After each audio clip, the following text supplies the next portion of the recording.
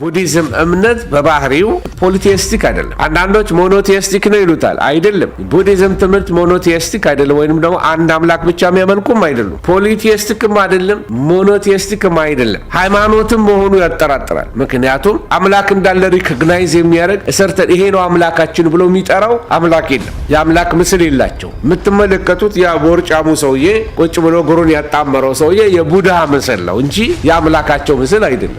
ቡዲዝም በራሱ ሃይማኖት ነው ወይ የሚለው ራሱ ጥያቄ አለ። ቡዲዝም ሪሊጅን አይደለም። ኢትስ አ ካይንድ ኦፍ ፊሎሶፊ፣ እንደ ፊሎሶፊ አይነት ነገር ነው። ሰላም ጤና ይስጥልኝ። እንደምን አላችሁ? የጌታ ሰላምና ጸጋ ይብዛላችሁ። ኢየሱስ ክርስቶስ ጌታ ነው። ዛሬ የምንመለከተው ስለ ቡዲዝም ነው። ቡዲዝም እና ሂንዱይዝም ይለያያል። በቡዲዝም ምናልባት በዚህ በሰሜን አሜሪካ እንደ ፋሽን በተለይ እነዚህ ሂፒ የሚባሉ ሰዎች ነበሩ በአንድ ዘመን ላይ እና እነዚህ ሂፒዎች በጣም በዚህ በኢንደ 60s የተነሱ በጣም አራግበውት በጣም ይሄ የሂፒ ላይፍ ስታይል ላይ ቡዲዝምን እንደ ሃይማኖት ተቀብለውት ነበር እና ብዙ ሀገሮች ቡዲዝምን እንደ ሃይማኖት የተቀበሉ ሀገሮች አሉ። ቡዲዝም በራሱ ሃይማኖት ነው ወይ የሚለው ራሱ ጥያቄ አለ። ሃይማኖት ነው ወይ? እሱን ዛሬ በትምህርታችን እንመለከታለን። ዛሬ ስለ ቡዲዝም እንማራለን። ይሄ ቡዲዝም የቡድሃ ምልክት ነው። ይህ አይነት አቀማመጥ በዚህ ስዕል ላይ እንደምትመለከቱት አቀማመጡ ሎተስ ይባላል። የሎተስ አቀማመጥ ነው። ብዙ ሜዲቴሽን የሚያደርጉ ሰዎች አቀማመጣቸው እንደዚህ ነው ቡዲዝም እና በቡዲዝም እምነት ውስጥ አለባበሳቸው ብዙ ጊዜ እንደዚህ ይመስላል። በሩቅ ምስራቅ ላይ ነው ብዙ የምታዩቸው። እኛም ሀገር ቀለሙ አንዳንድ የብትህናው ነገር እኛም ሀገር ገዳማት ላይ ትመለከቱታላችሁ በጥቂቱ እና ይሄ የቡዲዝም ጥንታዊ አሰራር ነው ወይንም ምስላቸው ነው ማለት ነው እና ቡዲዝም ተመልከቱ በዓለም ሃይማኖቶች ውስጥ ጥንታዊ ከሚባሉት አንዱ ነው። እንደው በእድሜ ከእስልምና እኩል የሚሆን ነው ወይንም ከእስልምና ምናልባት 100 ዓመት ወደፊት ወይ ወደ 100 ዓመት ወደኋላ ይሆናል እንጂ ተቀራራቢ ዘመን ላይ የተጀመረ እምነት ነው፣ አዲስ አይደለም እና ብዙ ጊዜ እነዚህ የቡዲስት አገሮች የሚባሉት ቻይና አንዷ ቡዲስት ናት። ህንድ ተወለደ ቡዲዝም በህንድ ተወለደ እንጂ ህንዶች ቡዲስቶች አይደሉም። ህንዶች ብዙዎቹ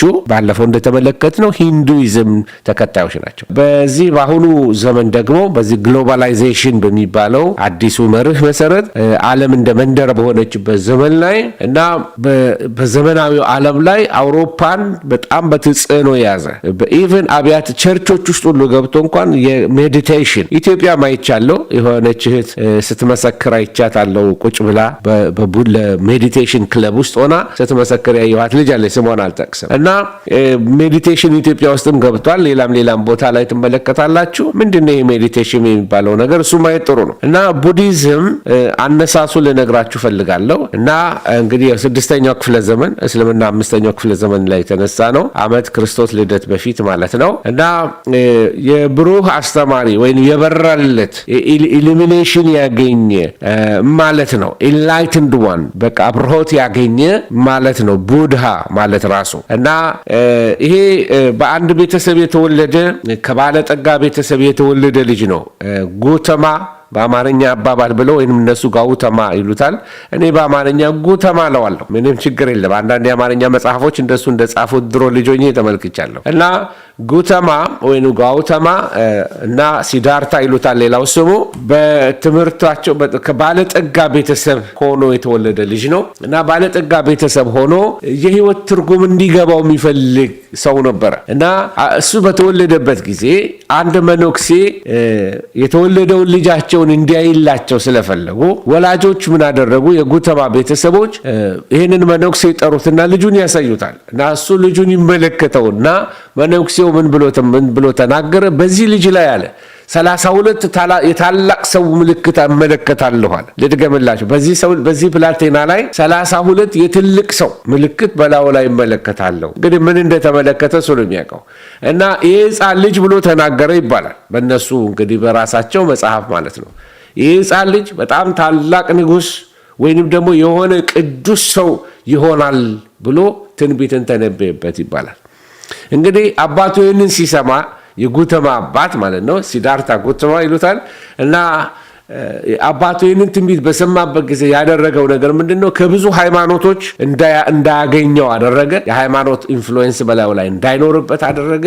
የተለያዩ ሃይማኖታዊ እንቅስቃሴ ህይወቱ ላይ እንዳይኖር አደረገ እና እንደገናም ደግሞ በልጁ ህይወት ላይ ክፋት እንዳይደርስበት በጣም አቀማጥሎ 3 ቤተ መንግስት ሙሉ መጫወቻ ያለው መዝናኛ ያለው የሞላው ቤት በጣም የባለጠጋ ልጅ ነው እና በ29 ዓመቱ ሲዳርታ ጉተማ ይሄ የቅንጦት ህይወት የህይወት ግብ እንዳልሆነ ገባው። ህይወት ሰለቸችው። ህይወት ይሄ ብቻ ነው ወይ ብሎ መጠየቅ ጀመረ እና አንድ ቀን በሚስጥር ከቤተ መንግስት ይወጣና በአካባቢ ወዳሉ ሀገሮች ዞር ዞር ማለት ጀመረ፣ ከግንቡ ውጭ ማለት ነው እና በከተማ ውስጥ ጉዞ ላይ የገጠመው ነገሮች ነበሩ እና ጉተማ በመንገዱ ላይ ከገጠሙት ነገሮች አንዱ በመጀመሪያ ያገኘው ሽማግሌ ሰው ነበር ይባላል። ሽማግሌ ሰው ነበር እና ሽማግሌ ሰው ካገኘ በኋላ ቀጥሎ ደግሞ በሽተኛ የሆነ ሰው አገኘ። ጤና የሚፈልግ ሰው፣ በጣም ሰፈር ያደረገ ሰው አገኘ። ሽማግሌውም በእድሜው ሰፈር አድርጓል ወይም መከራ ውስጥ ነው ያለው። ይሄኛውም በሽተኛው መከራ ውስጥ ነው ያለው።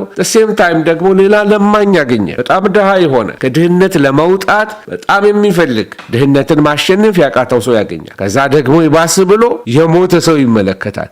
ይህን ሁሉ አይቶ አያውቅም። በቤተ መንግስት ያደገ ልጅ ነው። ነገር ሁሉ ተመችቶት የኖረ ሰው ነው እና በመጨረሻ ይሄ ብላቴና የተረዳው አንዳንድ ነገሮች ነበሩ እና ወደ ቤተ መንግስት ሲመለስ ነገሮችን ቀድሞ እንደሚያያቸው ሊሆኑ አልቻሉ። ከቤተ መንግስቱ አጥር ግቢ ውስጥ በተመለከታቸው ወይም ከቤተ መንግስቱ ግቢ ውጪ በተመለከታቸው 4 ሰዎች አንድ ነገር ተረዳኋል። እስከ መጨረሻ የሚቆይ ምንም ነገር የለም። ሰዎች ስኬትን ለመጨበጥ ይሮጣሉ፣ ጤናን ለማግኘት ይሮጣሉ፣ ንብረትና ሀብት ለማግኘት ይሮጣሉ እያለ ሁሉም እንደ ድካም ልክ እንትና እንዳለው ማለት ነው መክብብ ላይ እንደተጻፈው ከንቱ ከንቱ ከንቱ የከንቱ ከንቱ ነው እንደሚለው አይነት ሁሉ ነገር ድካም እንደሆነ ተመለከተ። ስለዚህ በ29 ዓመቱ ጉተማ ሚስቱንና ልጆቹን ትቶ እውነትንና የህይወትን ትርጉም እፈልጋለሁ ብሎ ከቤተ መንግስት ወጥቶ ሚስቱን ትቶ ልጁን ትቶ በቃ በየጉዞ ጀመረ ማለት ነው። እንደ ብትህናዊ ጉዞ ማድረግ ጀመረ። ለ6 ዓመት ከተዘዋወረ በኋላ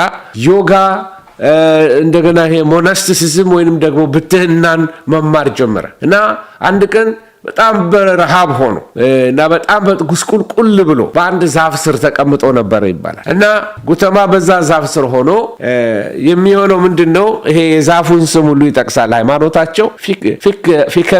ፊከሰስ የሚል ዛፍ ስር ተቀምጦ ነበር ይላሉ እና ምን ብሎ ወሰነ? ከዚህ ዛፍ ስር በምንም ተአምር እውነት ሳይበራልኝ፣ እውነት ሳይገለጥልኝ፣ ከዚህ መከራ መውጫ ችግር መፍትሄ ሳላገኝ አልነሳም ብሎ ሜዲቴት ያደርግ ጀመረ ብሎ ያስተምራሉ እና ከ49 ቀናት በኋላ ተመልከቱ፣ በ35 ዓመቱ ማለት ነው ይሄንን አብሮት አገኘ እና ኒርቫና የሚባለው ስቴት ውስጥ ገባ ወይንም ደግሞ ኢንላይትንድ ሆነ ማለት ምን ማለት ነው? ቡድሃ ሆነ ማለት ነው። ስለዚህ ሲዳርታ ጉተማ ስሙ ማን ሆነ ማለት ነው? ቡድሃ ተብሎ ይታወቅ ጀመረ ማለት ነው። የበራለት ማለት ነው፣ የተገለጠለት ልክኛ መሲህ እንደምንለው ማለት ነው እና ይሄንን እንግዲህ የሱን ታሪክ ኢንላይትንድ ዋን ቡድሃ ተብሎ ሲጠራ ትመለከታላችሁ እና በዚህ በቡድሃ ታሪክ ውስጥ አንድ ወይ ነው በዚህ በኢንላይትንድ ዋን በበራለት ሰው በተቀባው ሰው ፍላጎቱ ምን ነበር? እውነትን ማወቅ ነው የሚፈልገው።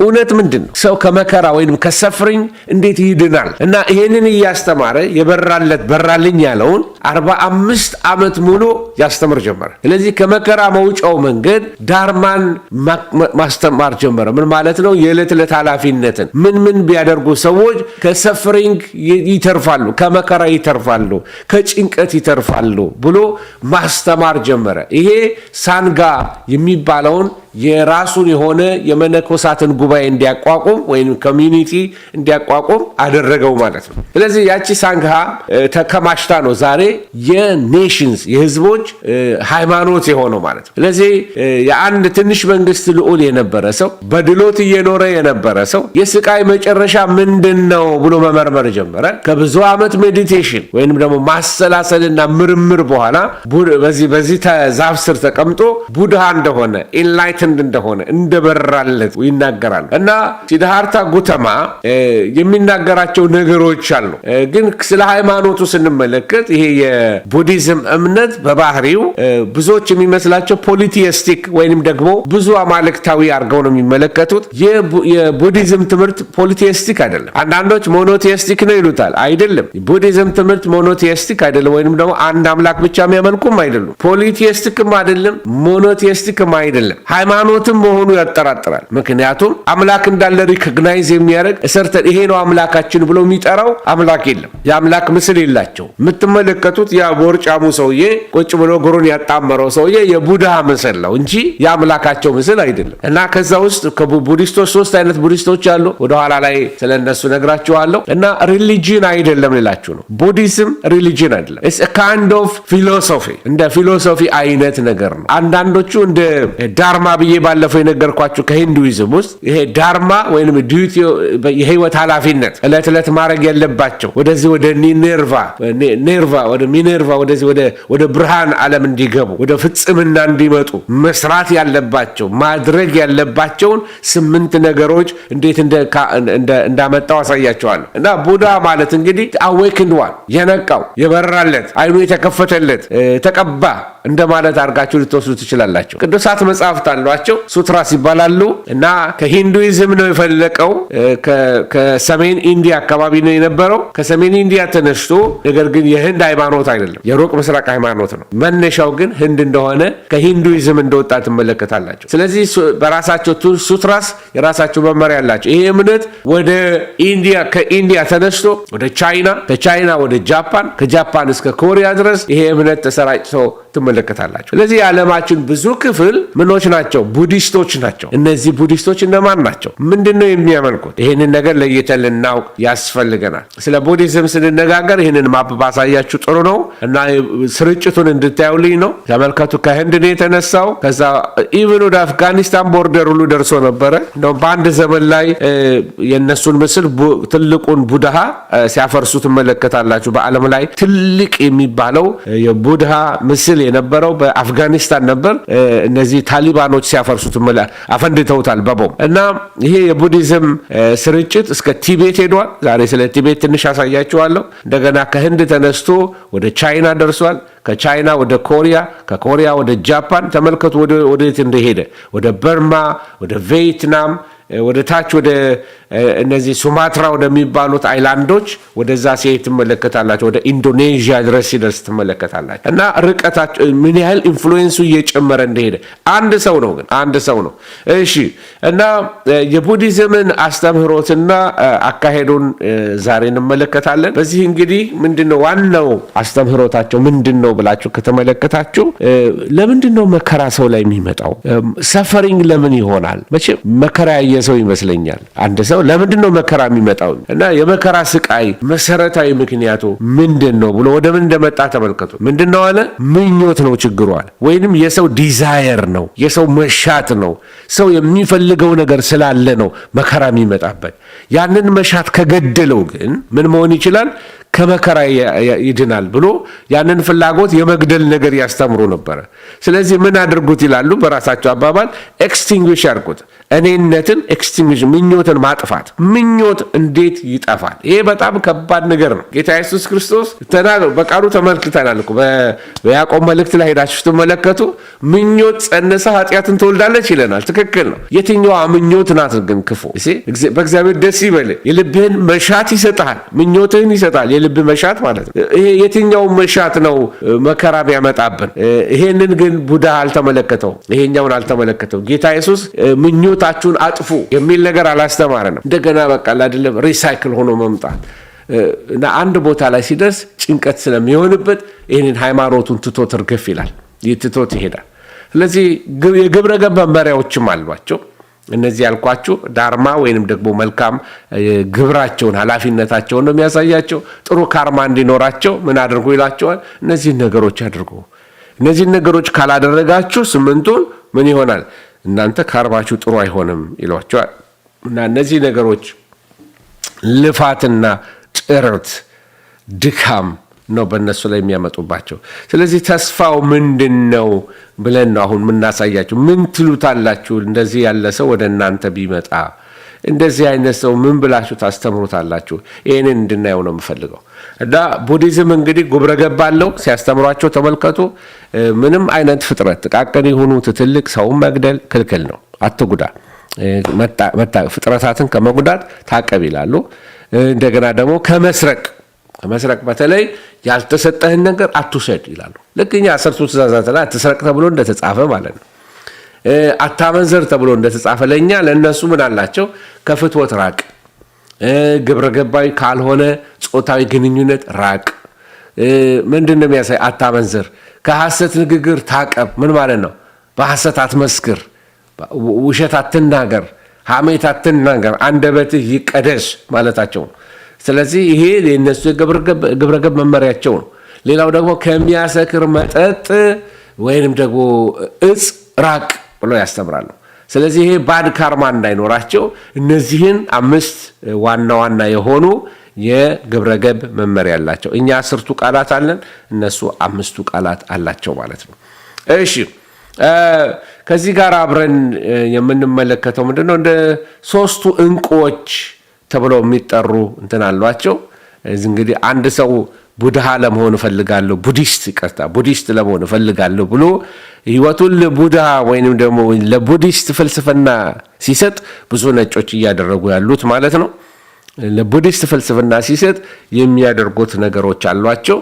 የሚናገሩት ተመልከቱ። ቡድሃ መጠጊያዬ ነው፣ በዳርማ ውስጥ እሸሸጋለሁ፣ በሳንጋ ውስጥ እሸሸጋለሁ ብለው ይህንን ይናገራሉ። እና ቡድሃ፣ ሳንጋና ዳርማ እነዚህ 3ቱ የቡዲዝም ዋና ያስተምራቸው ነው።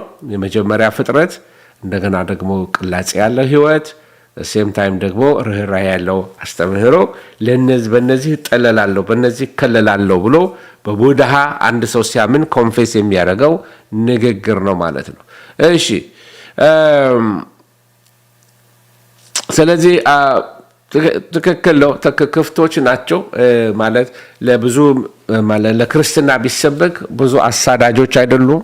አንዳንድ ክርስቲያንን ከሚሉ ሀገሮች እና አሳዳጅ ከሆኑት ያህል አይደሉም። ወንጌልን ለመስማት የተከፈቱ ናቸው። ስለዚህ ሚሽነሪዎች መንፈስ ቅዱስ እንደላካችሁ እነዚህ ያልኳችሁን ሀገሮች ላይ ጸልዩ። እግዚአብሔር ሸክም የሚሰጣችሁ ሰዎች ካላችሁ እየተናገርኩኝ ለእነዚህ ህዝቦች ማለት ነው።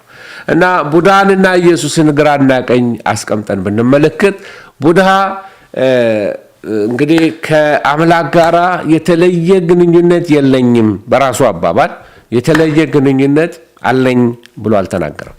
ጌታ ኢየሱስ ክርስቶስ ግን እሱ ከእግዚአብሔር እንደወጣ ከእግዚአብሔር ጋር ግንኙነት እንዳለው እሱ የአብ ልጅ እንደሆነ አባቴ ይሰራል፣ እኔ ከሱ ዘንድ ወጥቻለሁና ስለ እሱ መሰክራለሁ እያለ ከአብ ጋራ ከመለኮት ጋር ግንኙነት እንዳለው ጌታ ኢየሱስ ተናግሯል። በዚህ በቡዲዝም ደግሞ ሄዳችሁ ስትመለከቱ ቡድሃ ከአምላክ ጋር ግንኙነት አለኝ አላለ። ስለዚህ ቡድሃ የአምላክ መኖር አለመኖር ምንም ለሱ ፋይዳ የለው። ስለዚህ የሱ እይታው የተለየ ነው። ምክንያቱም መኖሩ አለመኖሩ መለኮት ማለት የእግዚአብሔር መኖር አለመኖር ከመከራ እስካላስመለጠው ድረስ ለሱ ምንም አይጠቅመው። ለሱ ትልቅ ኢሹ ያደረገው ምንድነው? ሰፈሪንግ። ለምንድነው መከራ ያለው? ሽማግሌው ተመለከተ፣ ወታደር ተመለከተ፣ ታማሚ ሰው ተመለከተ፣ የሞተ ሰው ተመለከተ። ሰው ሁሉ የተያዘበት ሰፈሪንግ አለው።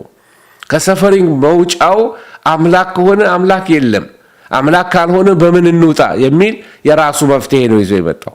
እና ቡድሃ ሌላው እንትኑ ምንድነው መረዳቱ? ከመከራ ሰው ሲያመልጥ ወይንም ደግሞ ሰው ከመከራ ሊያመልጥ የሚችልበትና ወደዚህ ወደ ቡድሃነት ወደ አብርሆት ወዳለበት ወደ ኢሉሚኔሽን ውስጥ ወደ ኢንላይትመንት የሚገባበትን መንገድ የሚጠቁም ነው። ይሄን ነገር ብታደርጉ ወደ ኢንላይትመንት ወደ ቡድሃነት ወደዚህ ፍጹም ወደሆነ ህይወት ትገባላችሁ ብሎ ነው የሚያስተምረው።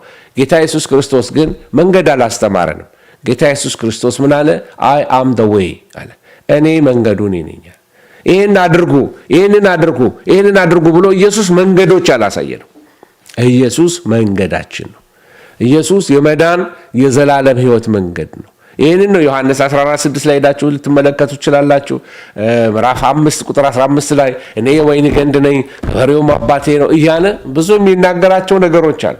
ስለዚህ ኢየሱስና ቡድሃ በጣም ልዩነቱን ትመለከታላችሁ። ቡድሃ መከራን የምናስወግድበት መንገድ ፍላጎትን በማስወገድ ነው። ይሄ እሱ ዋና መገለጥ አገኘው የሚለው እዚህ ጋር ነው። እሱ ፍላጎት በቃ ይሄ ዲዛይርን መግደል ዲዛይርን ማጥፋት የሚል ነገር ስላለው ነው ወደዛ ኢንላይትመንት ለመግባት ማለት ነው።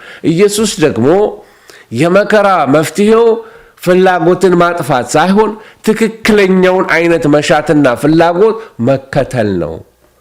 ማቴዎስ 5:6 ላይ ሄዳችሁ ብትመለከቱ ጌታ ኢየሱስ ክርስቶስ አስቀድማችሁ የእግዚአብሔርን መንግስት ምን አድርጉ? ፈልጉ፣ እሹ። ይሲ ትክክለኛው መሻት ይኖራችሁ። ሮንግ መሻት አለ፣ ሮንግ ዲዛይርስ አሉ፣ እንደገና ራይት ዲዛይርስ አሉ። ኢየሱስ የሚለው ምንድነው? ይሄንን ዲዛይርን አትኦል በጥቅሉ ቡድሃ እንደሚለው ዲዛይርን ደምስሳችሁ አጥፉ ከህይወታችሁ ሳይሆን ኖ በጎ መሻት ይኖራችሁ፣ በጎ ዲዛይር ይኖራችሁ። ይሄን ነው መጽሐፍ ቅዱስ የሚያስተምረን። እሺ፣ እና ቡዲስቶችን ለመድረስ ስንል እንቅፋት የሚሆኑብን አንዳንድ ነገሮችን ላሳያችሁና ሰማራይዝ አድርጌ ልጨርስ። እሺ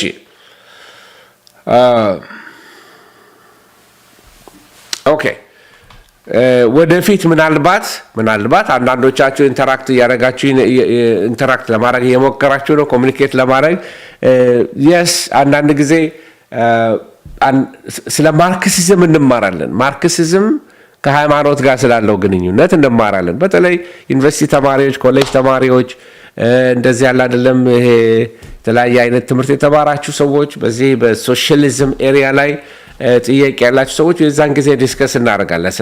ስለ ማርክሲዝም ሌኒኒዝም ከክርስትና ጋር ከእግዚአብሔር ጋር ስላለው ግንኙነት እንመለከታለን። ፊሎሶፊው ራይት ኤንድ ሮንግ አወዳደቁ ለምን ሆነ እሱ እንመለከታለን። እና ቡዲስቶች አንዳንድ ሀገሮች ስደት የሚያስነሱት ቡዲስቶች ሆነው ሴም ታይም ኮሚኒስቶች ከሆኑ ስደት ያስነሳሉ። ግን ቡዲስት ብቻውን ብዙ ጊዜ ስደት አያስነሱም። ፎዛት ማተር ሂንዱዎችን በራሳቸው ይሰሟቸዋል ኢየሱስ ብቸኛ ነው እስካላላችሁ ድረስ። እና ምንድነው ቡዲስቶች ወንጌልን እንዳይሰሙ ከሚያደርጋቸው ነገሮች አንዱ ፈጽሞ ወንጌል አያውቁም። በቃ በዚህ ላይ አንደርላይን አድርጌ ላሳያቸው። ወንጌል ሰምተው አያውቁም።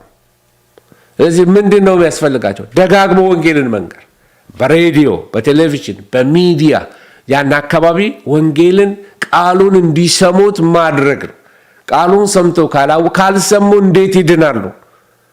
ያለ ሰባኪስ እንዴት ያምናሉ? አያቸው። ስለዚህ በዚህ መቼም ነጮች እግዚአብሔር ይባርካቸው እነዚህ ግሎባላይዝ የሆነ አስተሳሰብ ስላላቸው ነጮች እኛ ብንሆን ምንድን ነው የምናደርገው? ተመልሰን ያው እኛም እንደምናደርገው ነው ወደ ህዝባችን ነው የምንሄደው። እነሱ ግን ወደ ሌላ ህዝብ ነው የሚሄዱት። ስለዚህ ብዙ ጊዜ ወንጌል እንዲሰሙ ማድረግ በቋንቋቸው፣ በትራክት፣ በስብከቶች፣ በቴሌቪዥኖች፣ በሶሻል ሚዲያ በተለይ አሁን ቤታችሁ ተቀምጣችሁ እኔ እንደማደርገው ለብዙዎች መድረስ ትችላላችሁ። ቋንቋ የምትችሉ ሰዎች፣ ኪስዋሂሊ የምትችሉ፣ አረብኛ የምትችሉ ሰዎች ብዙዎችን መድረስ ትችላላችሁ። የምታቋትን እውነት በሚዲያ እያስተላለፋችሁ ማለት ነው። በተለይ ወንጌል ላልደረሳቸው ወንጌል ሰምተው አያውቁም ቡዲስቶች። እሺ፣ ሌላው እንቅፋት የሚሆነው ምንድን ነው? አለመስማታቸው ነው። አንደኛው እንቅፋት የሚሆንብን ወደ ጌታ እንዳይመጡ እንደገና ወደ አምላክ የሚያደርሱ ብዙ መንገዶች አሉ ብለው ነው የሚያምኑት። መንገድ ሲሉ ምን ማለት ነው? ቅድም ያሳየኋቸው 8 ፓዝ ነው የሚለው 8 መንገድ አለ ወደዚህ ወደ የነሱ ዳርማ ወይ ወደ ኢንላይትመንት የሚያደርሳቸው የሰው የመዳን ጥረቶችን ነው የሚያሳዩዋቸው። በቃ አይደለም ራይት ስፒች፣ the right emotion, the right intention, the right ምናምን በጣም እነዚህ the right things የሚሉት ምን ማለት ነው? መንገዶችን ለማለት ጥረቶች ናቸው፣ ልፋቶች ናቸው።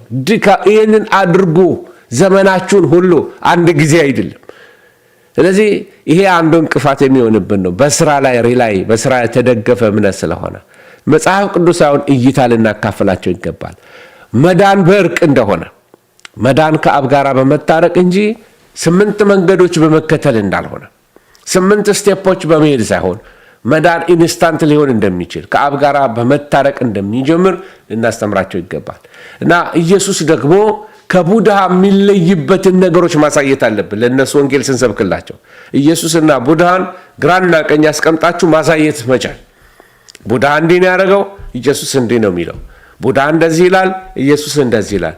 which one makes sense እያላችኋል አይደለም? አእምሯቸውን አፒል በሚያደርግ እውቀቱ ያስፈልገናል እንጂ ዝም ብለን መጠን ኢየሱስ ክርስቶስ ያድናል መዳን በማንም የለም ወይንም ደግሞ እግዚአብሔር ይወድሃል ብትሉት እሱ እግዚአብሔር የሚለው ነገር የለውም። ስለዚህ እግዚአብሔር ይወድሃል ብትሉት ማን አያውቀውም እግዚአብሔር ማን እንደሆነ።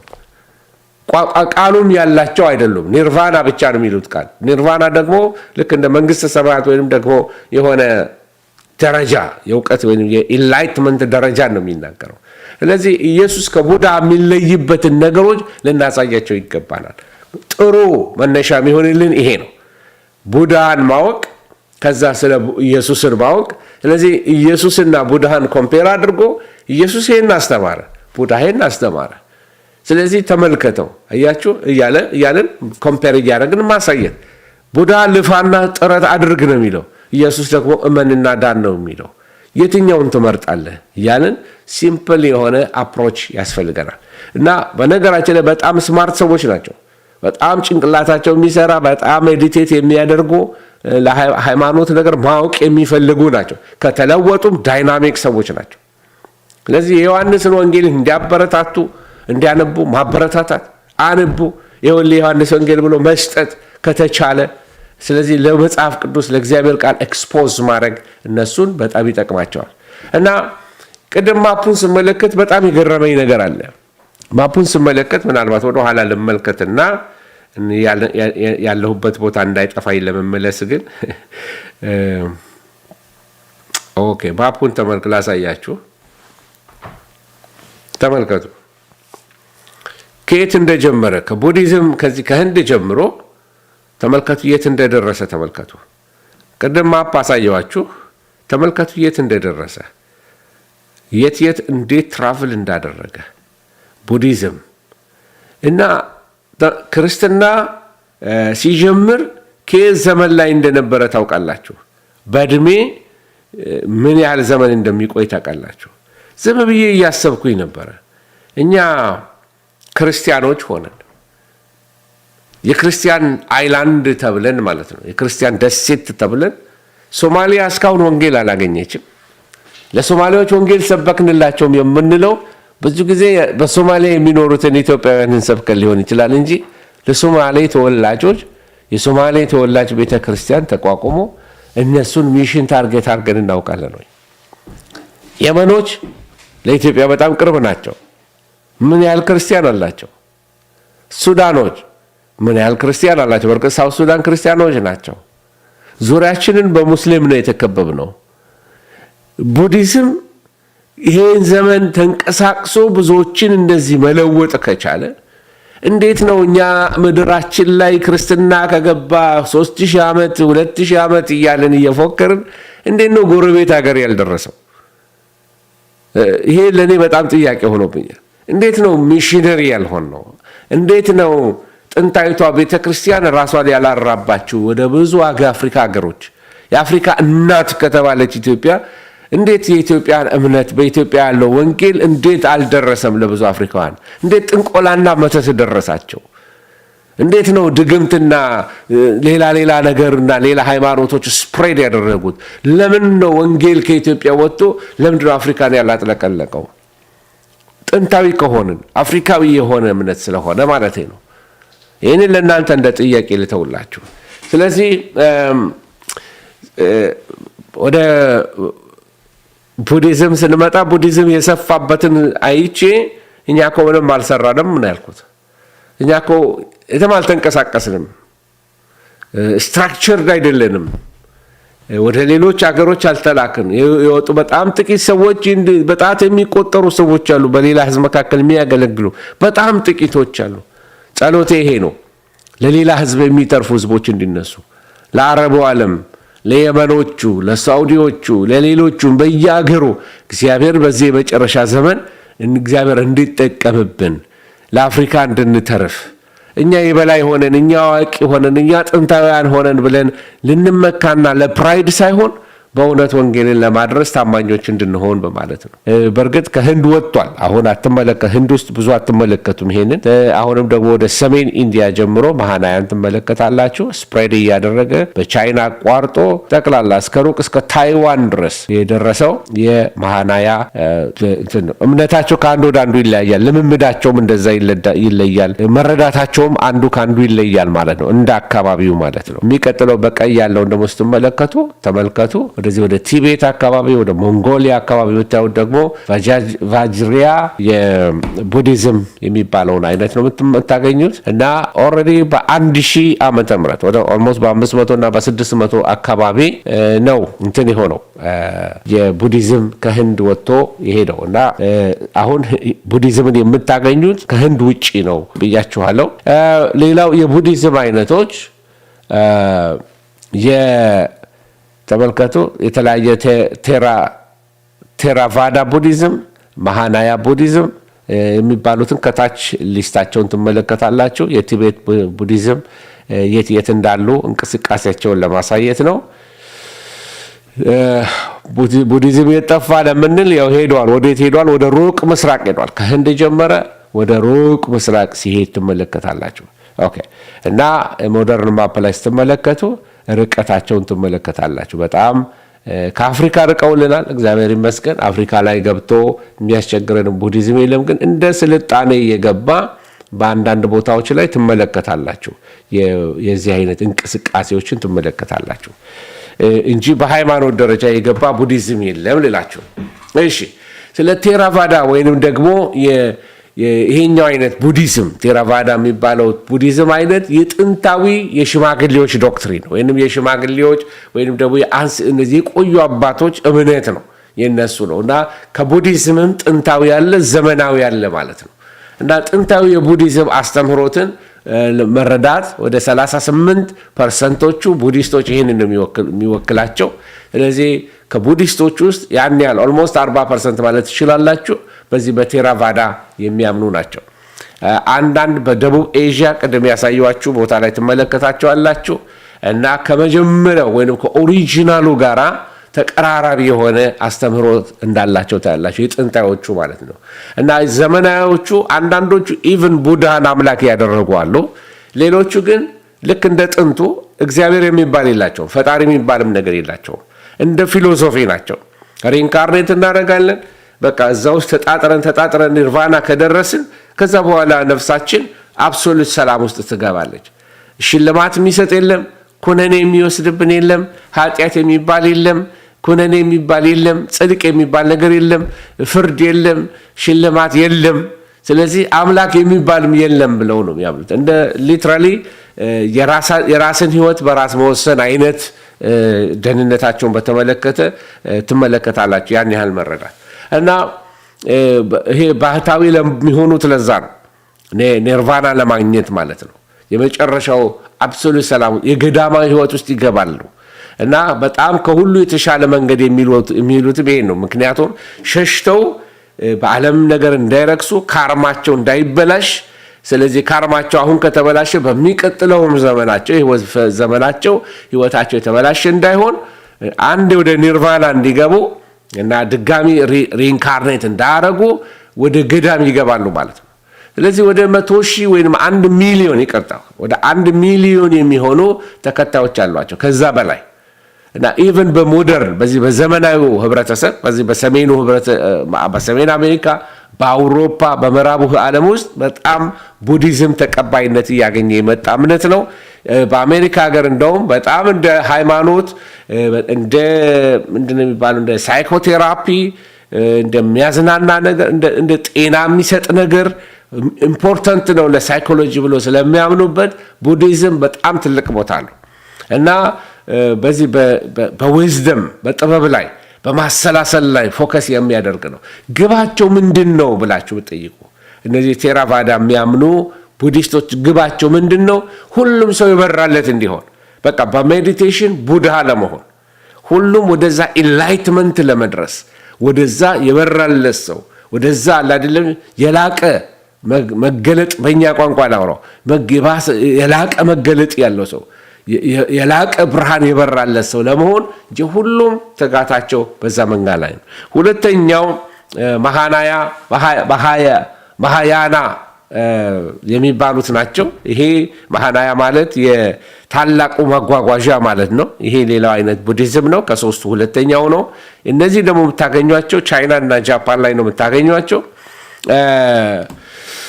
ወደ 56% ቡዲስቶችን የሚወክል ነው። እነዛ ቅድም ያልኳችሁ 38% ነው ያልኳችሁ። እነዚህኞቹ አይነቶች ቡዲስቶቹ መነኩሴ መሆን አያስፈልገንም፣ ደናግልት መሆን ወይም ደግሞ አለማግባት ሲንግል መሆን አያስፈልገንም፣ በራሳችን እገዛ የራሳችንን ዴስቲኒ መወሰን እንችላለን የሚሉ ናቸውና ሳያውቁት ግን ምን ብለዋል? ቡድሃን እንደ አምላክ የሚያመልኩት እነዚህኞቹ ናቸው። እና ብዙዎቹ ያሉት ወደ ቻይናና ወደ ጃፓን አካባቢ ያሉት ናቸው። እና ዓላማቸው ምንድን ነው ወደሚለው ነገር ስትመለከቱ ከዚህ ከሪኢንካርኔሽን ለማምለጥ እንደገናም ደግሞ ወደዚህ ብርሃን ውስጥ ለመግባት ወደዚህ ወደ ኢንላይትመንት ወደ ቡድሃነት ለመግባት በጣም ብዙ መስዋዕቶችን ይከፍላሉ። በጣም ሳክሪፋይስ ያደርጋሉ ማለት በህይወታቸው ማለት ነው። እሺ ይህንን ካልኳችሁ ሌሎቹ ደግሞ የቲቤት ቡዲስቶች አሉ። እኚህን ሰው ምናልባት ታውቋቸው ይሆናል። በየሚዲያው ላይ የቲቤትን ወክለው ይናገራሉ። በዩናይትድ ኔሽን ይታወቃሉ።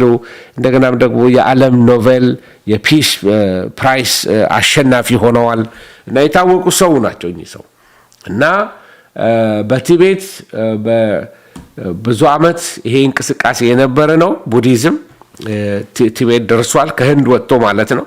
ከዛ የሁለቱም እምነት ቅልቅል ነው። ቅድም ያነሳውላችሁ የሁለቱም የቡዲስት አይነት ቅልቅሎች ናቸው እና ላማ ማለት ቅድም እንዳልኳችሁ እንደ የነሱ የክህነት ወይም የመነኮሳት መሪ ማለት ነው እና ከነዚህ ሰዎች አንዱ የምትመለከቱት ባህሪያቸው ሳያውቁት አንዳንድ ጊዜ እንደ አኒሚስቶች ይሆናሉ። በተለይ ይሄ በጣም ሞደርን የሆነው ህብረተሰብ በአውሮፓ በአሜሪካንስ እነዚህ ቢትልስ አሁን እነዛ ዘፋኞች ያስታወስኳቸው አሁን በ60s የተነሱ ቢትልስ የሚባሉ ዘፋኞች ነበሩ። አሜሪካን ሀገር ምንድነው እነ ጆን ማን ነው የሚባሉት ዘፋኞች የተነሱበት ዘመን ነው። በዛ በ60s ማለት ነው። እነሱ በተነሱበት ጊዜ ይሄ የሂፒ ሙቭመንት ሲነሳ አንዱ ይዘውት የተነሱት ቡዲዝምን ነው ይዘው የተነሱት። ቡዲዝሞች አንዳንዴ ሳያውቁት አኒሚስቶች ይሆናሉ፣ ጣዖት አምላኪዎች ይሆናሉ። ሳያውቁት አንዳንዶቹ ሁሉም ቡዲስቶች አይደሉም፣ የሞቱ አያቶቻቸውን ያመልካሉ። ለዚህ ነው አኒሚስቶች ብዬ የምላቸው አንዳንዶቹን እና አንዳንዴም ደግሞ ክፉ መናፍስቶችን ለማባበል አምልኮን ያደርጋሉ። እየቀጠልን ስንሄድ ደግሞ በተለያየ ሀገሮች ላይ ደግሞ አምልኳቸው ለምሳሌ በቻይና ያለው አምልኮና በጃፓን ያለው አምልኳቸው የተለያየ ሊሆን ይችላል። ወጥ የሆነ አይደለም። ምክንያቱም ሲጀምር ፍልስፍና ነው እንጂ ሃይማኖት ሆኖ አይደለም የተጀመረው። በኋላ ነው እየቆዩ ሲመጡ ከብዙ ሺህ ዓመት በኋላ እየቀየሩት ወደ ሃይማኖትነት የቀየሩት እንጂ እንደ ፊሎሶፊ የነበረ እምነት ነው እና በተለያየ ሀገሮች የተለያየ አምልኮ አላቸው አልኳችሁ።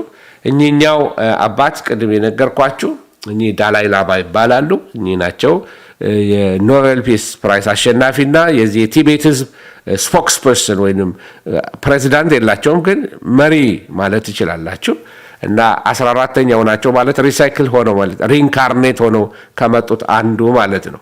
እሳቸውም በቀደመ ህይወት ኖረው ነበረ እና አሁን ተወለዱ ተብሎላቸው ነው ወደዚህ የመጡት ማለት ነው እና በስደት በህንድ ነው ያሉት። ምክንያቱም ቻይና ያን አካባቢ ይገባኛል ብላ ስለምታምን ይሄ ቲቤት ምድር የኔ ነው ብላ ስለምታምን ቲቤትን ካልወሰድኩ ስትል እሳቸው ናቸው ሬዚስት እያደረጉ ያሉት። የሃይማኖት ምድር ነው፣ ገዳማት ናቸው። ስቲል በስውር ቻይና የምትቆጣጠረው አካባቢ ነው እና ከዚህ የተነሳ ከቻይናዎች ሸሽተው በህንድ ሀገር በሰሜን ህንድ አካባቢ ይኖራሉ።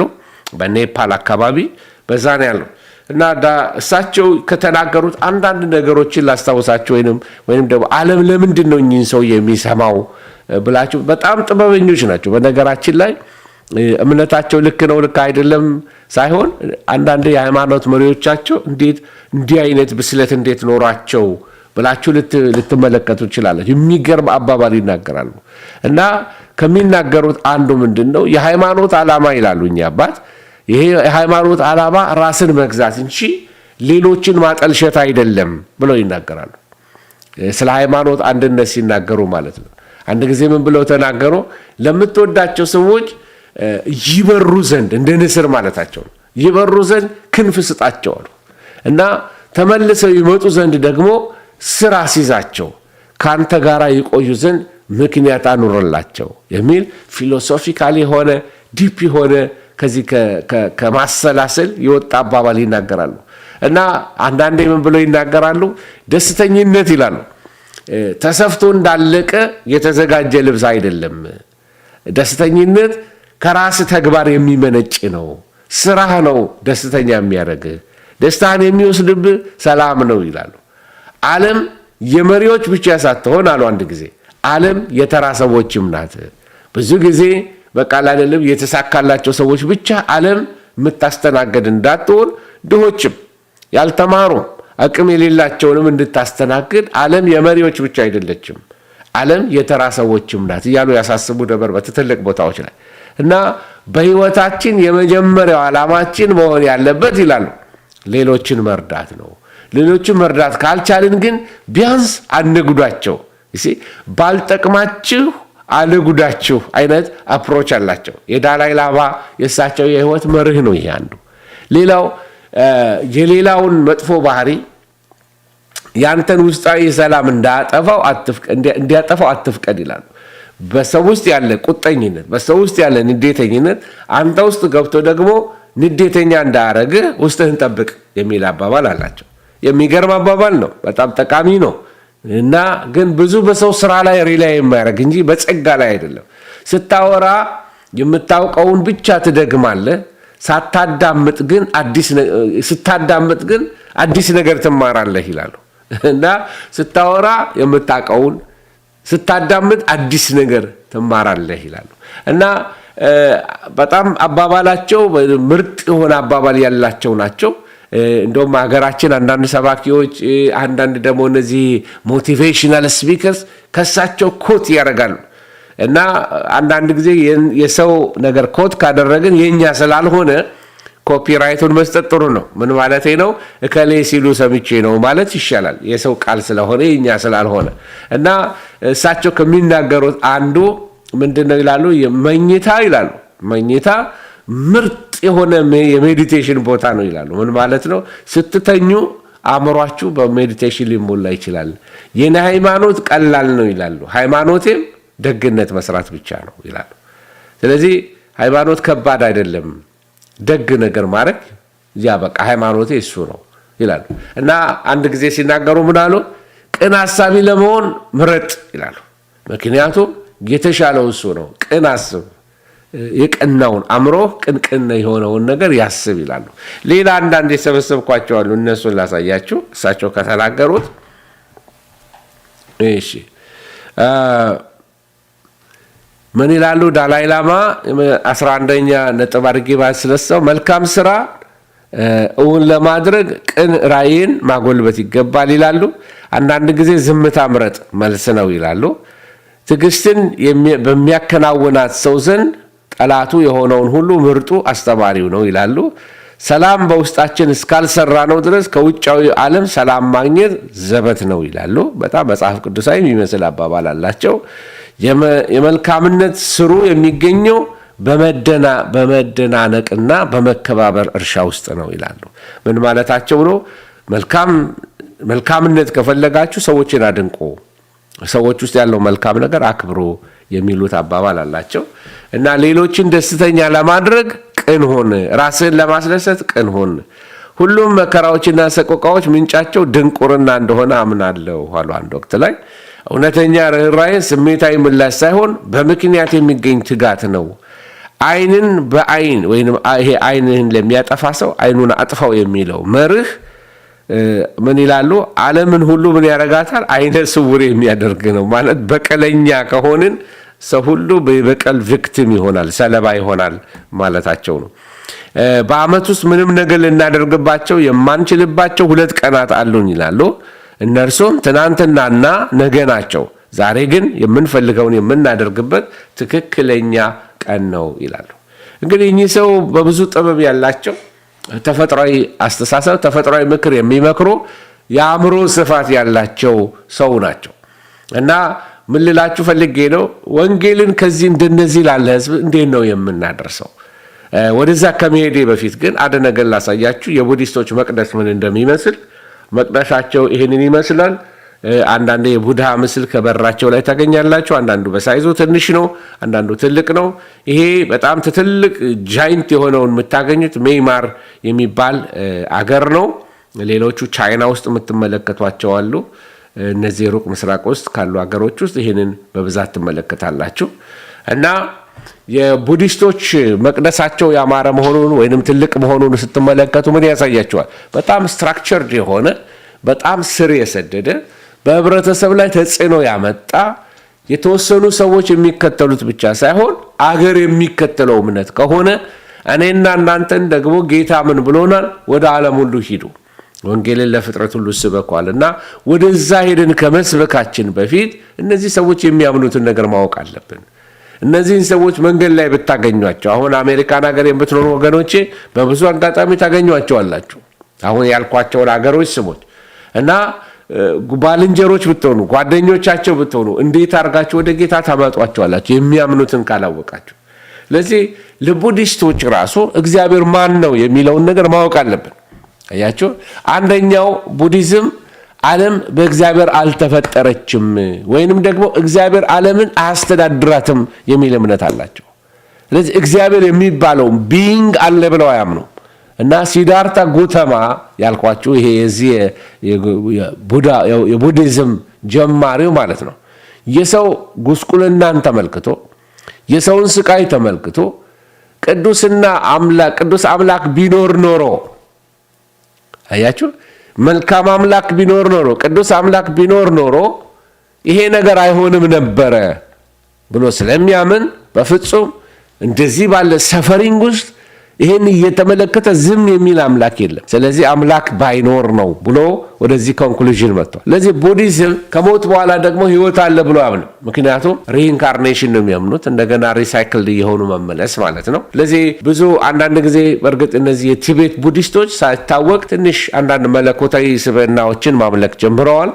እየተሻሻለ የመጣ ነገር አለ ብያችኋለሁ። ስለዚህ ጉተማ ራሱ እግዚአብሔር አለ ብሎ አያምንም፣ ወይንም ደግሞ ዓለምን የፈጠረ እግዚአብሔር ነው ብሎ አያምንም። እነዚህን ሰዎች እግዚአብሔር ይወድሃል ብላችሁ ስትሉ ከማለታችሁ በፊት እግዚአብሔር ማን ነው የሚለውን ነገር ልናስተምራቸው ይገባል ማለት። ለቡዲስቶች ኢየሱስ ማን ነው? አያችሁ። ስለዚህ የእግዚአብሔር ልጅ ነው አይደለም የሚለውን እሰጣ ገባ ከመግባት፣ ምክንያቱም እነሱ የተቀባ ነው ብትሏቸው፣ ኢየሱስ ክርስቶስን መሲህ ነው ብትሏቸው እንደ ቡድሃ የበራለት ነው እንደ ቡድሃ የተቀባ ነው ብለው አዎ ያምናሉ። ችግር የለባቸውም እንደሱ። እና በተለይ ዳላይ ላማ የሚባሉ ሰው ብዙ ኤክስፖዠር አላቸው ከማናቸው ሳውዝ አፍሪካ ከነበሩት ዴዝሞንድ ቱቱ ጋራ ባልንጀርነት አላቸው። አንዳንድ ጊዜ ኢንተርቪው ሲደረጉ አይቻቸዋለሁ እንደሚጠያየቁ። ሁለቱም ሽልማት ተሰጥቷቸዋል የዚህ የኖቤል ፒስ ፕራይዝ። እና ዳላይ ላማ አንዱ ሲናገሩ ኢየሱስ በተለያዩ አካላት መጥቶ ተወልዶ የነበረ ነው፣ ሪኢንካርኔት አድርጎ የመጣ ነው እና ኢየሱስ መቻቻልን፣ ርኅራኄን ለሰው ልጆች የተሻለ መንገድ እንደሆነ ሊያስተምር የመጣ አስተማሪ ነው እያሉ ዳላይ ላማ ያስተምራሉ። ስለዚህ ለእነዚህ ሰዎች ስንሰብክላቸው ቀጥታ ከኢየሱስ እንዲህ ብሏል ብለን ስናስተምራቸው ልክ ቡድሃን እንደሚሰሙት ኢየሱስንም ሊሰሙት ችግር የለባቸው፣ ይሰማሉ። ከዛ በኋላ ስራውና ውጤቱ የማን ይሆናል? የመንፈስ ቅዱስ ይሆናል። ስለ ኢየሱስ ከሰሙን ጆሯቸው ከተከፈተ እነዚህን ሰዎች ወደ እግዚአብሔር መንግስት ማምጣት የከበደ አይሆንም። አያችሁ፣ አምላክ የላቸውም። በክርስቶስ ኢየሱስ በኩል ግን አይናቸው ሊከፈት ይችላል፣ መንፈስ ቅዱስ አግዟቸው ማለት ነው። ሲኦልን በተመለከተ ቡዲስቶችን ብታናግሯቸው ቡዲስቶች በዘላለም ህይወት አያምኑ። ሲጀምር ከወዲሁ ልንገራቸው አያምኑ፣ በዘላለም ህይወት አያምኑ። ሲኦል ደግሞ ለእነሱ በምድር ላይ ለብዙ ዘመን መከራና ስቃይን ሰው አበሳ እንዲበላ ደግሞ መወለዱ እሱ ራሱ ሲኦል ነው ብለው ነው የሚያምኑ እንጂ የሆነ ቦታ ሄዶ በእሳት ይቃጠላል የሚል ነገር አያምኑ። እና ሲኦልና መንግስተ ሰማያት የሚባል መረዳት የላቸው ቡዲስቶች ማለት። ይህንን የምላችሁ ለምንድን ነው? ስናገለግላቸው ቀጥታ ሲኦል ብትሏቸው ቋንቋውም የላቸው። መንግስተ ሰማያት ምናልባት ኒርቫና የሚሉትን እሱን ከዛ ጋር ላይ ያያይዙት ይችሉ ይሆናል። ግን ኒርቫና ማለት የበራለት መሆን ማለት ነው፣ ወይንም ደግሞ ኢንላይትንድ መሆን ማለት ነው ብያቸዋለሁ። ስለዚህ ይህንንም ለማግኘት በጣም ከምኞት መጥራት አለብን የሚሉት ነገር አላቸው። ለምሳሌ ስለ ኃጢአት ብታናግሯቸው፣ አንዱ የቡዲስት ሰው ስለ ኃጢአት ብታናግሩት ስለ ኃጢአት የሚጠየቅበት ሲስተም የለውም። በእነሱ እምነት የሚሆነው ምንድነው? ባድ ካርማ ጉድ ካርማ የሚል መረዳት ነው ያላቸው። ስለዚህ ጥሩ ካርማ ካለው ወይንም ጥሩ ነገር የሚያደርግ ሰው ከሆነ ሰው ለሰው በጎ የሚያደርግ ሰው ከሆነ በኋላ አንዳንድ ነገሮች ላነሳላችሁ ሞክራለሁ እና ከኃጢአትና ከመዘዙ መዳን አያስፈልግም ብለው ነው የሚያምኑ። እንደዛ ፍርድ የሚባል ነገር የለም ብለው ስለሚያምኑ ስለዚህ ሰዎች ራሳቸው የግል ነፍስ የላቸውም የሚል መረዳት አላቸው። ሰው ከ5 ነገሮች ተሰርቷል ይላል። አካል አለው ይላሉ፣ ስሜት አለው፣ ሀሳብ አለው፣ የአእምሮ እድገት አለው፣ ወይንም ደግሞ የመረዳት እውቀት አለው ብሎ ይላሉ። ስለዚህ ካርማስ ካለው ድረስ ጥሩ ካርማ ካለው እንደገና ይወለዳል እንጂ ሲኦልም መንግስተ ሰማያትም አይሄድም። ከሂንዱይዝም አስተምህሯቸው እንዴት የተለየ እንደሆነ ልትረዱ ትችላላችሁ ማለት ነው። በሂንዱይዝም ምንድነው የሚሉት? ሰው ደጋግሞ እየተፈጠረ ይወለዳል ብለው ነው የሚያምኑ እና ቡዲስቶች 4 እውነቶች አሏቸው ብያልኳችሁን። እነሱ ምናልባት ህይወት ሙሉ መከራ ነው፣ በቃ አበሳ ነው ለነሱ። ህይወት ምንድነው ብትሏቸው ህይወት አበሳ ነው፣ ህይወት ስቃይ ነው፣ ህይወት ሰፈሪንግ ነው ብለው ነው ኢንተርፕሬት የሚያደርጓቸው እና ያንን ዱካ ብለው ይጠሩታል በቋንቋቸው። ሁለተኛው ነጥብ ተመልከቱት። መከራ የሚመጣው ከምኞትና ከምንድነው ይላሉ? ከፍላጎት ነው። ከዚህ ውስጥ አንዱ የምትመለከቱት 8ቱን ወደ አማርኛ መጀመሪያ ልተርጉምላችሁ። ትክክለኛ መረዳት፣ ትክክለኛ ንግግር፣ እንግሊዝኛው ወጣ። እሺ፣ ራይት ኮንሰንትሬሽን፣ ራይት ማይንድፉልነስ፣ እንደገና ራይት ኤፈርት፣ ራይት አክሽን፣ ራይት ኢንቴንሽን የሚል አለ። አማርኛውን ትክክለኛ ምክንያት፣ ትክክለኛ አነጋገር፣ ትክክለኛ ግብር፣ ትክክለኛ ጥረት፣ ትክክለኛ አኗኗር፣ ትክክለኛ ትኩረት ወይም ኮንሰንትሬሽን፣ ትክክለኛ አስተሳሰብ የሚል ታለ። እነዚህ ነገሮችን 8 መንገዶችን ሰው ምን ማድረግ አለበት? መፈጸም አለበት ኒርቫና ለመድረስ። ከመናፍስት ጋራ ግንኙነት የለውም የሚል ጥያቄ እመለከታለሁ። ፍልስፍና ቢሆንም ከመናፍስት ጋራ ምንም ግንኙነት የለውም። ሊኖረው ይችላል። ምክንያቱም የመጀመሪያው ነገር ምንድነው? ሴተኒዝምን አያምኑ። ክፉ መንፈስ አለ ብሎ ቢያምኑም ክፉ ኔጌቲቭ ካርማ አለ ብሎ ያምናሉ። ፍልስፍናውንም እንዲቀበሉትና በዚህ ፍልስፍና እንዲታለሉ ያደረጋቸው ማን እንደሆነ ማወቅ እንችላለን። ስለዚህ የመናፍስት አሰራር የለውም። ይኖራል ሁሉ ከዛ የጠራ ነው ብዬ አላምንም እና ራይት ቪው፣ ራይት ኢንቴንሽን፣ ራይት ስፒች፣ ራይት አክሽን፣ ራይት ላይቭሊሁድ እነዚህን ነገሮች ሰው ስራ ድከም ለማድረግ ሞክር። ትክክለኛ አስተሳሰብ እንዲኖር፣ ትክክለኛ የልብ ሞቲቭ ወይ ኢንቴንሽን እንዲኖር፣ ንግግር ጥሩ እንዲሆን፣ አክሽን ጥሩ እንዲሆን፣ ይሄ በሙሉ ሰውን የሚያስጨንቀው ሰውን በቃ ጥረት፣ የሰው ልፋት፣ የሰው ድካም የሚጠይቅ ነገር ነው። ይሄ ከመጽሐፍ ቅዱሳችን ጋር ስትመለከቱ ደግሞ የሥራ እምነት ነው። ይሄ መጽሐፍ ቅዱሳችን ደግሞ እምነት ነው የሚነግረን። በእግዚአብሔር ላይ ስናምን መንፈስ ቅዱስ በውስጣችን ሁል ጊዜ እንነጋገራለን። ስለ ሕግና ስለ ጸጋ ስንነጋገር ሰው ራሱን ለመለወጥ ሲታገል ምንድን ነው የሚሆነው? ፍራስትሬሽን ነው በላዩ ላይ የሚመጣው፣ ጭንቀት ነው በላዩ ላይ የሚመጣው። አያቸው። ስለዚህ ራሱን ለመለወጥ እርምጃ ይወስዳል። ነገር ግን ምን ይሆናል ማለት ነው? ሳያስበው ደስታውን ያጣል በሁሉ ነገር። ለምሳሌ ትክክለኛ አመለካከት ይኖረኝ ብሎ አይኑን ጨፍኖ ራሱን ለማስተካከል መለወጥ፣ ራይት ኢንቴንሽን እንዲኖረኝ ብሎ ሐሳቡን ልቡን ራይት ስፒች ልናገር ብሎ ሽቁጥቁጥ አፉን በቃ አይደለም በተለያየ ነገር ሊቆጣጠር ሲሞክር ሲሳሳት ሲያዘን በቃ ካርማው ተበላሸ ማለት ነው። ስለዚህ ሌላ ሁለተኛ እነዚህ ሰዎች የሚናገሩት ምንድነው? ምኞት እንዴት ይጠፋል? ይሄ በጣም ከባድ ነገር ነው። ጌታ ኢየሱስ ክርስቶስ በቃሉ ተመልክተናል እኮ በያዕቆብ መልእክት ላይ ሄዳችሁ ስትመለከቱ ምኞት ጸንሳ ኃጢአትን ትወልዳለች ይለናል። ትክክል ነው። የትኛዋ ምኞት ናት ግን ክፉ? በእግዚአብሔር ደስ ይበል፣ የልብህን መሻት ይሰጣል፣ ምኞትህን ይሰጣል። የልብ መሻት ማለት ነው። ይሄ የትኛው መሻት ነው መከራ ቢያመጣብን? ይሄንን ግን ቡዳ አልተመለከተው፣ ይሄኛውን አልተመለከተው። ጌታ ኢየሱስ ምኞታችሁን አጥፉ የሚል ነገር አላስተማረንም። ስለዚህ ሌላ ሁለተኛ እነዚህ ሰዎች የሚናገሩት ምንድነው? መከራን ወይንም ሰፈሪንግ ከሰው ህይወት ላይ ለመቀነስ የሚያስፈልገው በራስ ኦብሴስ ከመሆን መትረፍ። አማርኛ ስፈልግ ነው ከራስ ጥውነት ማምለጥ ወይም መውጣት ያልኩት መጠናወት የሚለውን ቃል ወስጄ ነው። ስለዚህ አንዳንድ ሰው በራሱ የተጠናወተው አለ የእኔ ነገር፣ እኔ ብቻ፣ እኔ ሴንተር፣ ሚ አይ ማይሰልፍ እንደዚህ አይነት ነገሮች በቃ እኔነት የሞላበት እሱ መከራ ያመጣበታል ይላል። እና ምኞት አደገኛ ነው በጥቅሉ ነው እሱ የሚናገረው። ሁሉም ምኞት ክፉ ነው ብሎ ነው የሚናገረው። እና አንዳንዱ ደግሞ ከዚህ የተነሳ ምን አደረጉ? የቡድሃ ተከታዮች ወይንም ደግሞ የሲዳርታ ጉተማ ተከታዮች ቁሳቁስን መተው ጀመሩ። የዚህን ዓለም ሀብትና ንብረት መተው ጀመሩ። ምክንያቱም ሰፈሪንግ እንዳይደርስባቸው፣ ከሰፈሪንግ ከመከራ ለመዳን፣ ከጭንቀት ለመዳን እና ስለዚህ ምንድን ነው የሚያደርጉት? አንዲት ቢጫ የምትመስል ልክ የእኛ ሀገር ገዳም ውስጥ የሚለብሱት መነኮሳት የሚለብሱት ወይም ምንድነው ባህታውያን የሚለብሱት ቢጫ የምትመስል ልብስ እሷን ይለብሳሉ። ምግባቸው እየዞሩ መለመን ነው። ልክ እኛ ሀገር ድሮ የቄስ ተማሪ የሚባል ነበሩ። የቄስ ተማሪዎች ስራቸው ምንድን ነው? በየቤቱ እየሄዱ እየለመኑ ነው ምግባቸውን የሚበሉት። ተማሪ የዛን ጊዜ ማለት ነው። እና እንደ ለማኝ የኔ ብጤ የሚባለው እንደዛ ነው የመጣው። እና ቁሳቁስን ተው፣ ንብረት ተው፣ የሚለብሱት ልብስ ኢቭን አንዳንድ ቦታ ከሸበጥ በስተቀር ሌላ በእግራቸው ይሄዳሉ እስከ ዛሬ ድረስ። እና ይሄ ምኞትን ከህይወት ውስጥ ማጥፋት ነው። ከዛ የተነሳ እስካሁን ድረስ በዚህ መርህ ነው የሚመላለሱ። ስለዚህ በእነሱ በቡዲዝም 4 ክቡር እውነቶች አሉ ብሎ ያስተምራሉ። እነዚህ ኖብል ትሩዝ የሚሏቸው አሉ። እና በዓለም ላይ መከራና ስቃይ አለ እና ይሄ ሰፈሪንግ እንዲኖር አይፈልጉም። ስለዚህ ቱ ሊቭ ኢዝ ቱ ሰፈር ይላሉ። መኖር ማለት መሰቃየት ማለት ነው። ስለዚህ ህይወትን ሁሌ ከስቃይ ጋር ነው የሚያያይዙት። ስለዚህ ሰፈር እንዳይኖር በህይወት መኖር ማለት መከራ፣ ስቃይ ብለው ነው ኢንተርፕሬት ቢያደርጉት። ለህይወት ያላቸው ኢንተርፕሬቴሽን ወይንም ደግሞ አተረጓጎም እንዴት እንደሚኖሩ ወሳኝ ነው። ለዛ ነው ሲምፕል ልብስ የሚለብሱት፣ ለምነው የሚበሉት፣ እንደዚህ ነው የሚኖሩት።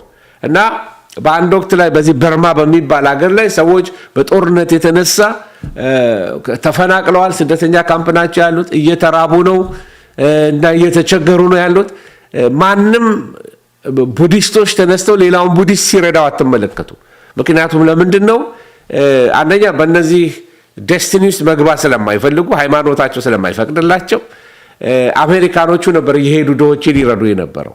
ሃይማኖታቸው እንኳን ምኞትን የመጥገብ ምኞት እንዳይኖራቸው፣ የመልበስ ምኞት እንዳይኖራቸው፣ የመሻሻል ምኞት እንዳይኖራቸው ይህንን ነገር የሚገድል አስተምህሮ ነበራቸው። አሁንም ቡዲዝም ያለው እና የዚህ የስቃዩና የመከራው ምክንያት ሰዎች ምቾትን ስለሚፈልጉና ወይንም ደግሞ ምቾትን ስለሚፈልጉ እንደገና ማቴሪያል ስለሚፈልጉ ፍላጎት ስላላቸው፣ መሻት ስላላቸው፣ ምኞት ስላላቸው እነዚህ ነገሮች መከራ ያመጡባቸዋል።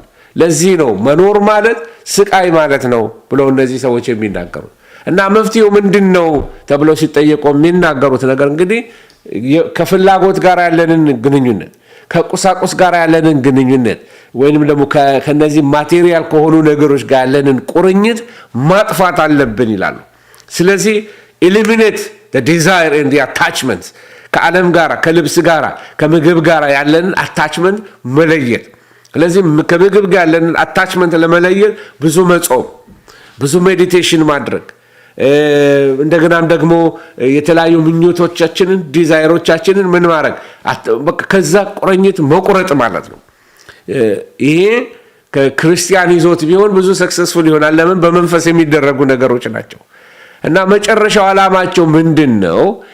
ይሄ ኒርቫና የሚባለው የህይወት ክብር ውስጥ ለመግባት፣ ወደ ፍጹምነት ውስጥ ለመግባት እና ከዛ በኋላ ወደ ኢንላይትንድ ዋን ለመድረስ ይሄን ነበር የነሱ ዓላማቸው ማለት ነው። ስለዚህ አንድ ሰው ኒርቫና ሲደርስ ወደ 8 መርሆችን ደግሞ እንደገና መከተል አለበት። 4 ክቡር እውነቶች አሏቸው። 4ቱን ክቡር እውነቶች ሲፈጽም 8 ኒርቫና የሚያደርሱ የእምነት መርሆችን ደግሞ መከተል አለበት። እንግዲህ አሁን እስካሁን ስነግራችሁ እንደተመለከታችሁት ብዙ ጊዜ እምነታቸው በስራ ላይ የተደገፈ ነው። በእምነት ላይ ሳይሆን እስካሁን ድረስ አምላክ የሚባል ስም አልጠራሁላችሁም። የቡዲስቶች አምላክ የላቸውም፣ ወይም ደግሞ የአምላክ ስም የላቸውም። የሃይማኖት መጽሐፍ አላቸው። ሞሮፍ ፊሎሶፊካል ነው አልኳችሁ። በጣም የፍልስፍና እምነት ያለው ይመስላል። እሱ እንደዛ ነው። እና ስለ 8ቱ መንገዶች ለመነጋገር ያህል እንግዲህ አንዱ ምንድን ነው? እንትኑን ላሳያችሁ። ስለ ኒርቫና እያወራችሁ ነበረ እና የስምንቱ መንገዶች በኒርቫና ውስጥ የሚያስገቡ ወይንም ደግሞ ፍጽምና ውስጥ የሚያስገቡ አብሶሉት ሰላም ጋራ ከኔቸር ጋራ ውህደት የሚያመጡ የመጨረሻው ሰላም የሁሉ ሰው የመግባት ትልቁ ዓላማ ወይንም የህይወታቸው ግብ ኒርቫና ይባላል። በመንፈሳዊ ህይወት የመጨረሻው ማለት ነው። እዚህ ጋር የሚደርሱ በጣም እንደ ቡድሃ ያሉ ሰዎች ናቸው ማለት ነው። እና በኒርቫና እንግዲህ ምንድነው ነፍስ ለዘላለም ከስቃይ ነፃ የምትወጣበት ፍጹም አብሶሉት ሰላም የሚያገኙበት ሰፈር እና ይሄ ከሂንዱይዝም ለየት የሚለው ምንድነው? ሂንዱይዝም ሪኢንካርኔሽን ነው የሚያምነው ታውቃላችሁ። እና ከዚህ ደጋግሞ ከመወለድ ደጋግሞ ሰው ሆኖ ከመፈጠር ለማምለጥ ብቸኛ መንገድ ኒርቫና መግባት ነው። ኒርቫና ሲገቡ ወደዛ ነፍስ ከስቃይ ነፃ ስትወጣ ምን ይሆናል ማለት ነው? ከዛ ሳይክል ወይንም ከዛ ዑደት ያመልጣሉ ማለት ነው። እና ኒርቫና ያልደረሰ ሰው እንደገና በምን ሪኢንካርኔት ያደርጋል? እንደገና ይወለዳል፣ እንደገና ይፈጠራል። እና ከሂንዱይዝም የሚለየው ምንድነው? ሂንዱይዝም በሌላ ሰው አካል ውስጥ በሌላ ሰው እንትን ውስጥ ሆኖ ይወለዳል ለሚሉት፣ እነዚህ ግን በአዲስ አካል ሌላ ህፃን ልጅ ሆኖ ይወለዳል፣ አዲስ ህፃን ልጅ ሆኖ ይወለዳል፣ አዲስ ሰው ሆኖ ይወለዳል ብለው ነው የሚያምኑት። እና መንፈሳዊ መሪዎች አሏቸው፣ መነኮሳት አሏቸው፣ ወይም እነዛን ላማስ ብለው ይጠሯቸዋል። ወይንም ላማ ዳላይ ላማ የሚል ከሰማችሁ ላማ ማለት የነሱ የሃይማኖት መሪ የመነኮሳት መሪ ማለት ነው። እና ሜዲቴሽን ብዙ ጊዜ የሚያደርጉት በዚህ በቤተ መቅደሳቸው ነው። በኋላ ስለ ቤተ መቅደሳቸው አሳያችኋለሁ አንዳንድ ስዕሎችን። ኦኬ።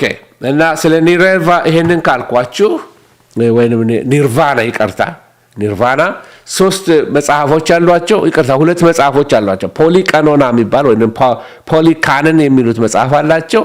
እንደገና ደግሞ ደሃምፓ እንትኑ ባወጣላችሁ ይችላል። ፕሮናውንስም ማድረግ አልችልም። እነሱ የሚሉትን ተመልከቱ። ይሄንን ነው የሚናገረው። ደሃማፓዳ የእነሱ ቋንቋቸው ነው። ጽሁፉን እዛ ላይ ማየት ትችላላችሁ። ሁለቱም የሚያወሩት ስለምንድን ነው? ስለ ቡድሃ ያስተማረውን የቡድሃን ማንነት ስለሱ የሚያስተዋውቁ መጽሐፍቶቻቸው የነሱ ቅዱሳት መጽሐፍቶቻቸው እነዚህ ሁለቱ ናቸው። እና ሜዲቴሽናቸው ነው የምታዩት። የነሱ ተከታዮቻቸው ይሄንን ይመስላሉ። እና በእነዚህ ሰዎች ህይወት ውስጥ አንዱ የምናየው ምንድነው? ሪኢንካርኔሽን ያምናሉ። እና ሳምሳራ ይባላል። እንደገና ተመልሶ መወለድ በእነሱ ቋንቋ፣ በእንግሊዘኛ ነው ሪኢንካርኔት ማለት እንደገና መፈጠር፣ ሌላ ሰው ሆኖ ደግሞ መፈጠር። ሌላ አንዱ ከሂንዱይዝም የሚለዩበት መንገድ ምንድነው? ሂንዱይዝም ካስት ሲስተም አለው። ታስታውሱ እንደሆነ ባለፈው የተለያዩ 4 አይነት የካስት ሲስተም ወይም የህብረተሰብ የኑሮ ደረጃዎች ሲፈጠሩ ብርሃሚን ሆኖ የሚፈጠሩ አሉ። የተለያየ አይነት የህይወት ደረጃ የህይወት ክልል ውስጥ ሆኖ ይፈጠራሉ የሚል ካስት ሲስተም የሚል ነገር አስተምሬያችኋለሁ። እነዚህ ጋር ግን አይሰራም እሱ። ሁሉ ሰው እኩል ሆኖ ነው የተፈጠረው ብሎ ያምናሉ። ስለዚህ በእኩልነት ያምናሉ። ከሂንዱይዝም የሚለየው ይሄ ነው። ሌላው ነፍሳት ከሰው ወይንም ደግሞ በሌላ አካል እንደገና ሊመጡ ይችላሉ፣ ቅድም የነገርኳችሁ። እና ካርማ ልክ እንደዛ እንደሚሉ ካርማ አለ። ክፉና ደግ የሰራ ሰው ማለት ነው። በጎ የሚሰራ ሰው በጎ ካርማ አለው፣ ክፉ የሚሰራ ሰው ክፉ ካርማ አለው። ስለዚህ እንደገና ሲፈጠር ክፉ የነበረው ሰው አናሳ ፍጥረት ሆኖ ይፈጠራል የሚለው ነገር ነበራቸው በሂንዱይዝም ላይ። እና ለህይወት ዘመኑ ወሳኝ ነው፣ እንደ ክሬዲት ስኮር ነገር አለው ማለት ነው። እና ኒርቫና ቅድም ያልኳችሁ ሙሉነት፣ ፍጹምነት፣ ትክክል ኑሮ ወይም ፐርፌክት ላይፍ ማለት ነው። እና ይሄ መንፈሳዊ አብርሆት የሚገኝበት ነው ብሎ ስለሚያምኑ በጣም ሜዲቴት ያደርጋሉ። በጣም ስራ የተሞላው ብዙ ድካም ያለበት ጥረት ያለበት እምነት ነው። ኦኬ። የቡዲዝም መንሰራፋት ቅድም ላሳያችሁ ሞክሬያለሁኝ። እና ተመልከቱ፣ ሲጀምር ከዚች ኢንዲያ ነው የጀመረው። ከኖርዝ ኢንዲያ ታያታላችሁ። ከኖርዝ ኢንዲያ ጀመረ። ተመልከቱ፣ ወደ አፍጋኒስታን፣ ወደ ፓኪስታን፣ ወደ ኔፓል፣ ወደ ቲቤት፣ ወደ ቻይና፣ ወደ ሞንጎሊያ ተመልከቱ ሲሄድ ከዛ እስከ ሩቅ ምስራቅ ሲደርስ ያላቸው ወደ ታች ደግሞ ስትመለከቱ ተመልከቱ እነ ባንግላዴሽ፣ እነ በርማ፣ ላኦስ፣ ታይላንድ፣ ካምቦዲያ፣ ቪየትናም ይሄ ቻይና ይሄ በሙሉ አካባቢውን ተመልከቱ እንዴት ዶሚኔት እንዳደረገው እና እስከ ጃፓን እስከ ሩቅ እስከ ኢንዶኔዥያ ቅድም ያሳየዋችሁ ማፕ እዛ ድረስ ቡዲዝም እንዴት እንደተሰራጨ ትመለከታላችሁ።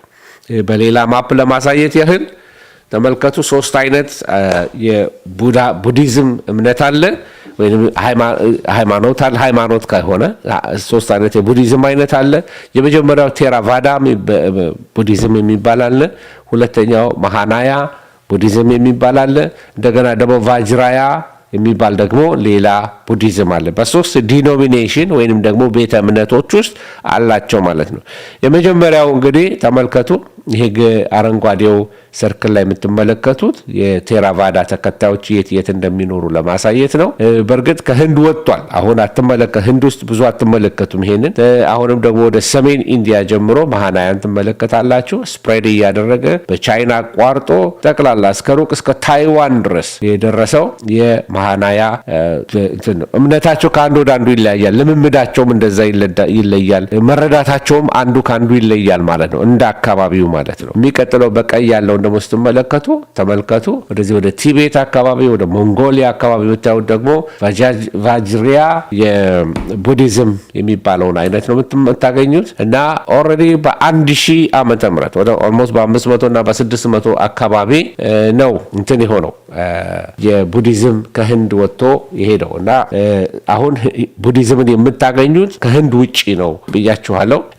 ሌላው የቡዲዝም አይነቶች ተመልከቱ የተለያየ ቴራቫዳ ቡዲዝም፣ መሃናያ ቡዲዝም የሚባሉትን ከታች ሊስታቸውን ትመለከታላችሁ። የቲቤት ቡዲዝም የት እንዳሉ እንቅስቃሴያቸውን ለማሳየት ነው። ቡዲዝም የጠፋ ለምንል ያው ሄዷል። ወዴት ሄዷል? ወደ ሩቅ ምስራቅ ሄዷል። ከህንድ ጀመረ ወደ ሩቅ ምስራቅ ሲሄድ ትመለከታላችሁ። ኦኬ እና ሞደርን ማፕ ላይ ስትመለከቱ ርቀታቸውን ትመለከታላችሁ። በጣም ከአፍሪካ ርቀውልናል፣ እግዚአብሔር ይመስገን። አፍሪካ ላይ ገብቶ የሚያስቸግረን ቡዲዝም የለም፣ ግን እንደ ስልጣኔ የገባ በአንዳንድ ቦታዎች ላይ ትመለከታላችሁ። የዚህ አይነት እንቅስቃሴዎችን ትመለከታላችሁ። ሌላው አንዳንድ ኖቲስ ያደረኩት ነገር በሩቅ ምስራቅና በኢትዮጵያ ኦርቶዶክስ መካከል ያለ ግንኙነት የሚገርም አይነት ግንኙነትን ስመለከት ነበረ። ባህላቸው፣ ጾማቸው፣ አለባበሳቸው፣ ብትህናቸው በሚገርም አይነት ሁኔታ መቁጠሪያቸው፣ ሁሉ ነገር በጣም ተመሳሳይነት ያለው ጥንታዊ ግንኙነትን ተመልክተናል። እሺ እንግዲህ እዛ ላይ ፎከስ አላረግም በሚል ነው። ለዚህ ቡዲስቶች ይሄንን ይመስላሉ። በጎረቤቶቻችሁ ውስጥ ታገኙ ወንጌል ስበኩላቸው እድሉን ካገኛችሁ እና ጉተማ ማለት እንግዲህ ይሄ ነው። ቡዲዝም ማለት ይሄ ነው። እግዚአብሔር ስም የተባረከ ይሁን። መንፈስ ቅዱስ እናመሰግነዋለን።